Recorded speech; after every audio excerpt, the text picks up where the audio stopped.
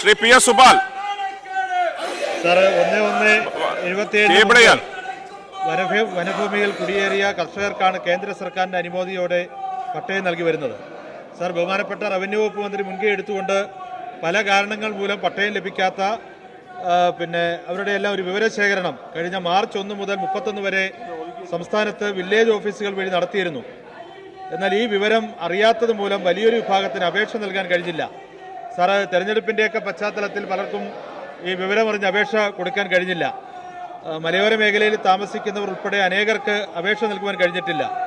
അത്തരത്തിൽ അപേക്ഷ നൽകാൻ കഴിയാത്തവർക്ക് ഒരു അവസരം കൂടി നൽകാൻ നടപടി സ്വീകരിക്കേണ്ടതുണ്ട്. സാർ, അതോടൊപ്പം തന്നെ പത്തനാപുരം താലൂക്കുകളിൽ 1/1/1977 മുൻപ് മുതൽ വനഭൂമി കൈവശം വെച്ച് വരുന്നതും പതിവിന് അർഹതപ്പെട്ട 4552 അപേക്ഷകളിൽ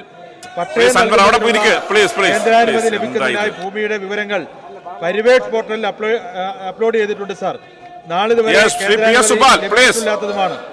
ഈ വിഷയത്തിൽ ഉൾപ്പെടെ സംസ്ഥാനത്തെ പതിവിന് അർഹമായ വനഭൂമി പട്ടയ അപേക്ഷകളിൽ തീർപ്പ് കൽപ്പിക്കുന്നതിനുള്ള സത്വര നടപടികൾ ഉണ്ടാകണമെന്ന് അഭ്യർത്ഥിക്കുകയാണ്. സാർ, ബഹുമാനപ്പെട്ട മിനിസ്റ്റർ, ബഹുമാനപ്പെട്ട ഒരു പ്രശ്നമാണ് അദ്ദേഹം സൂചിപ്പിച്ചത്. തീയതി ജൂലൈ 30 വരെ നമുക്ക് നീട്ടാവുന്നതാണ്.